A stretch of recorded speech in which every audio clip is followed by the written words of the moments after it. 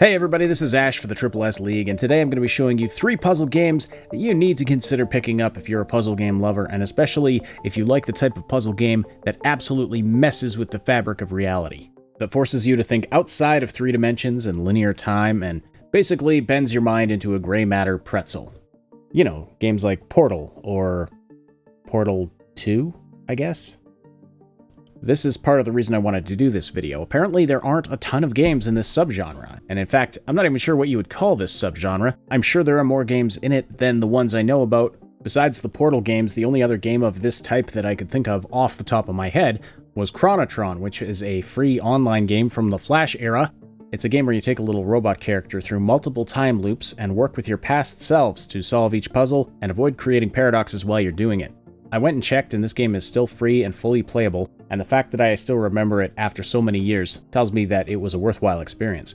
But I did some digging to find some newer games that would fall into this same category. I've got 3 games to show you. I'm going to be doing a mini review for each one. They're all from within the past couple of years, and they're all from indie developers. And if you're a regular of this channel, you know how much we enjoy supporting indie developers. So please check them out if they look interesting to you, and if you know of any others that would go nicely with games of this type, let me know in the comments.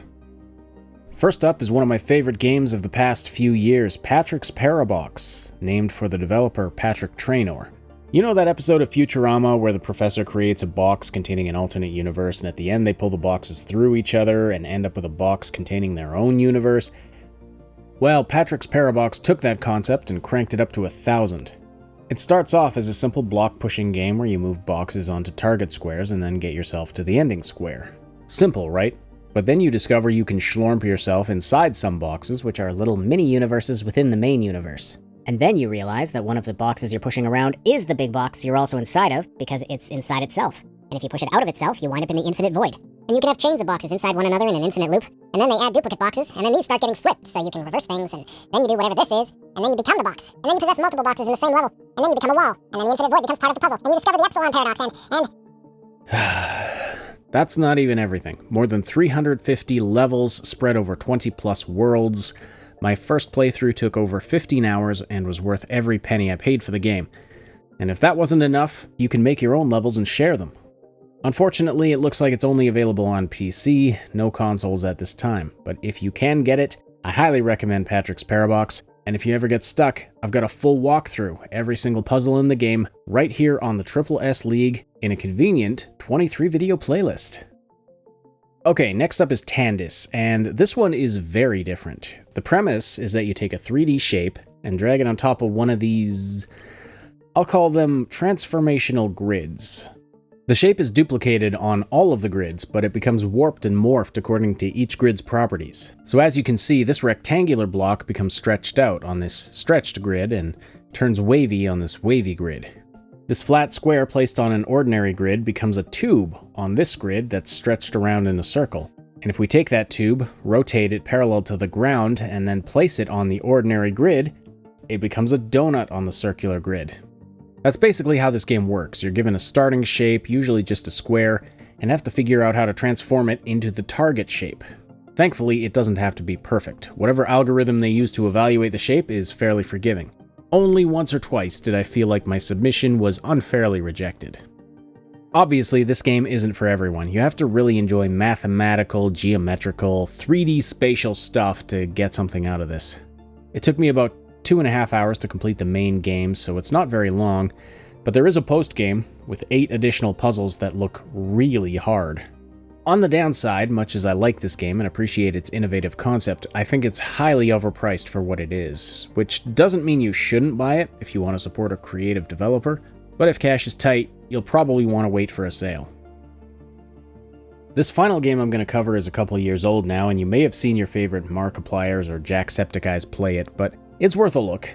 Superliminal is a first-person physics puzzle game that turns your brain into neuron soup by messing with perspective, perception of depth and size, and optical illusions.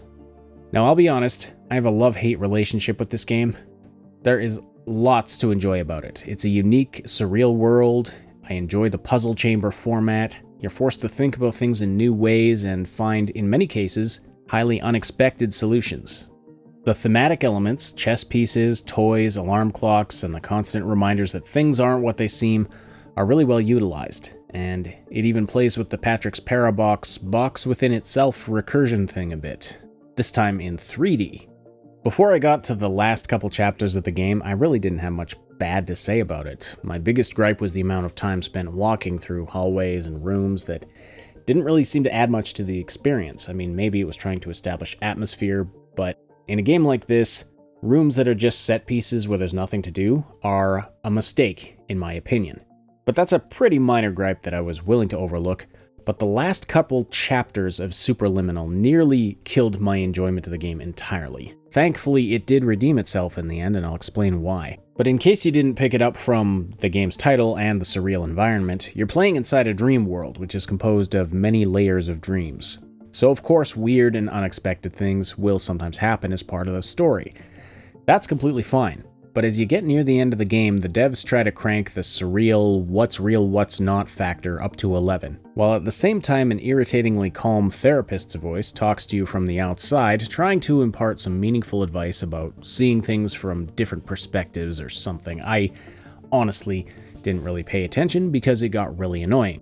I started getting unexpectedly teleported to entirely different locations, or stepping off the edges of invisible cliffs because the floor isn't really there, and then falling for a while and ending up somewhere completely different. Now look, 1 or 2 instances of these things would have been fine, but those 2 things specifically began happening over and over and over again, and I got very frustrated with it. I remember thinking, if I fall through one more false floor, and I never got the chance to complete the thought because I was already falling again. By the time I got to the end of the final chapter, I was glad it was over, which is a sad way to finish off a game that I had started off truly enjoying. But then, the game redeemed itself by giving me challenge modes, which is where you re-enter levels of the game and have to complete the puzzle chambers with limits on how many times you can jump or pick things up. This added a new level of challenge, which made the puzzle gamer in me very happy, and is the reason why I'm willing to forgive that tedious final slog through the end of the game. I know I was pretty harsh about the ending, but those are my genuine feelings. But I also genuinely really enjoy the game outside of that. I love the concept. I'd love to see more games that play with this type of mechanic or combine it with other types of mechanics. I think there's a lot of unexplored potential here. So I do recommend Superliminal. I will warn you that it's a bit short. I completed the main game and half of challenge mode in just under 4 hours, and I suspect I'll get another hour out of it if I don't choose to go for all the achievements. At that length, you might find the price a little steep, so like the previous game, this might be a buy on sale recommendation, but as always, that's up to you. Nothing wrong with forking out a bit of extra money to support an independent developer, if you so choose.